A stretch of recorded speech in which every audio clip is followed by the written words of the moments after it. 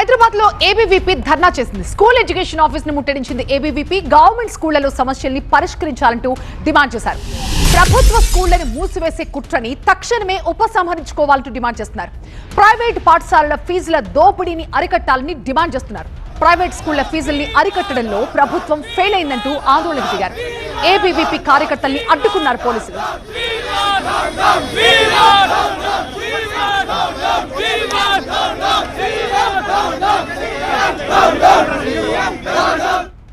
ABVP ఆందోళనలకు సంబంధించి మా ప్రతినిధి విద్యాసాగర్ లైవ్ లో మరింత సమాచారం ఇస్తారు. విద్యాసాగర్, ఏంటి వాళ్ళ డిమాండ్స్ ఏంటి?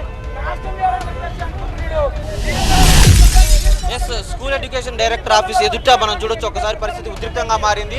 ఏబీవీపీ కార్యకర్తలంతా కూడా ఇక్కడికి పెద్ద ఎత్తున చేరుకొని ప్రభుత్వ పాఠశాలలో ఉన్న సమస్యల పరిష్కారంలో కావచ్చు, అదేవిధంగా ప్రైవేటు పాఠశాలల ఫీజుల నియంత్రణలో ప్రభుత్వం విఫలమైందంటూ కూడా పెద్ద ఎత్తున ఆందోళన చేస్తున్నారు. చూడొచ్చు, యువతి యువకులంతా కూడా ఇక్కడికి చేరుకొని పెద్ద ఎత్తున ప్రభుత్వానికి వ్యతిరేకంగా ఆందోళన చేస్తున్నారు. అనుమతులు లేకుండా నడుస్తున్నటువంటి పాఠశాలల మీద చర్యలు తీసుకోవాలి, అదేవిధంగా ఇష్టారీతిగా ఏదైతే ఫీజులు పెట్టారో వాటికి సంబంధించి పూర్తి స్థాయిలో ఎప్పటికప్పుడు ఆందోళన చెప్పడం. మనతో పాటు విద్యార్థులు ఉన్నారు. ఏంటి డిమాండ్ చేస్తున్నారు అన్న?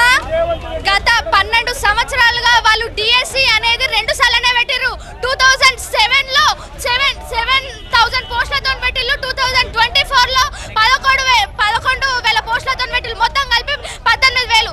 మన తెలంగాణ రాష్ట్రంలో 27,000 పాఠశాలలు ఉంటే ప్రభుత్వ పాఠశాలకు ఒక ఉపాధ్యాయుడిని కూడా పంపే పరిస్థితి లేదు. అంత నాణ్యమైన విద్య ఉన్నప్పటికీ, అంత ప్రతిభావంతులైన టీచర్స్ ఫ్యాకల్టీ ఉన్నప్పటికీ కూడా ఈ రోజు మన పేరెంట్స్ ఎందుకు పంపలేకపోతున్నారు అంటే దీనికి ఒకటే కాలం. తెలుగు టీచర్ ఉంటా, ఇంగ్లీష్ టీచర్ ఉంటాడు, ఇంగ్లీష్ టీచర్ ఉంటాడు, సోషల్ టీచర్ ఉంటాడు. ఏబీవీపీ సెక్రటరీ రామబాబు ఉన్నారు. ఏంటి ఇంత పెద్ద ఎత్తున ఆందోళన చేయడానికి ఏం డిమాండ్ చేస్తున్నారు ప్రభుత్వం?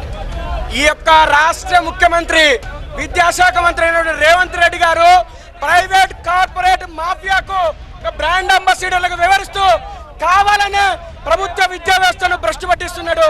ఈ రాష్ట్రం లోపల ఉన్నటువంటి పేద విద్యార్థులు, గూడాలలో, తండాలలో, ఎస్సీ కాలనీలో చదువుకునేటువంటి విద్యార్థులకు విద్యను దూరం చేయడం కోసమే 23,000 పాఠశాలను, ప్రభుత్వ పాఠశాలలు మూసేయాలని చెప్పేసి అంటున్నాడు.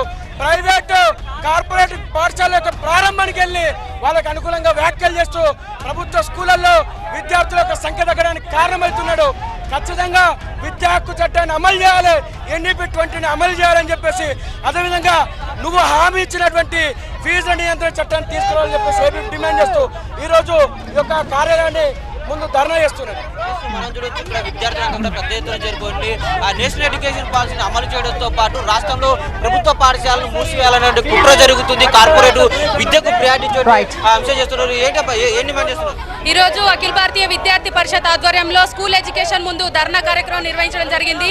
ఈ యొక్క ధర్నా నిర్వహించడానికి ముఖ్య ఉద్దేశం ఏంటంటే, మన రాష్ట్రంలో దాదాపు 27,000 పాఠశాలలు ఉన్నాయి. మన రాష్ట్ర ప్రభుత్వం ఏమంటుందంటే 27,000 పాఠశాలలు కాస్త 4,000కి తీసుకొస్తా అని చెప్తుంది. దాన్ని ఆ నిర్ణయాన్ని వెంటనే వెనక్కి తీసుకోవాలని చెప్పి అఖిల భారతీయ విద్యార్థి విద్యార్థులంతా కూడా పెద్ద ఎత్తున ప్రభుత్వ ఎండగడుతూ ప్రభుత్వ స్కూళ్లలో ఏమంటే సమస్యలు పరిష్కరించాలి, అదేవిధంగా ఫీజులు నియంత్రణ చేయాలంటూ కూడా డిమాండ్ చేస్తూ ఉన్నారు. Thank you Vidyasagar.